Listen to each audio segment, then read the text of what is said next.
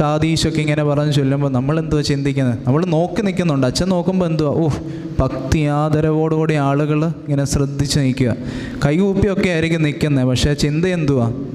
നാളെ എന്തുവാ ചെയ്യണ്ടേ, അല്ലേ മറ്റേനാൾ എന്തുവാ ചെയ്യണ്ടേ? അമ്മമാരുടെ ഏറ്റവും വലിയ ടെൻഷനാണ് എന്ത് കൂട്ടാനുണ്ടാക്കണം, എന്നോ ഇന്ന കാര്യം ഉണ്ടാക്കിയിട്ട് മടുത്തു, നാളെ എന്തോ കൂട്ടാനുണ്ടാക്കണം. ഇതൊക്കെയാണ് നമ്മുടെ ചിന്ത. പക്ഷെ പണ്ടുള്ള തലമുറ അതല്ലായിരുന്നു നമ്മളെ പഠിപ്പിച്ചത്. നോമ്പ് സമയത്ത് കൃഷിയിടത്തിലാണെങ്കിൽ പോലും അവിടെ കുമ്പിട്ട് പ്രാർത്ഥിക്കുന്ന ഒരു സമൂഹമായിരുന്നു. അതിൻ്റെയൊക്കെ നന്മകളാണ് നമ്മൾ ഇന്ന് അനുഭവിക്കുന്നത്. പക്ഷേ പ്രിയമുള്ളവരെ, നമുക്ക് ശേഷമുള്ള തലമുറ ആര് ചെയ്ത നന്മ അനുഭവിക്കുമെന്നുള്ളത് ഒന്ന് ചിന്തിച്ച് നോക്കണം.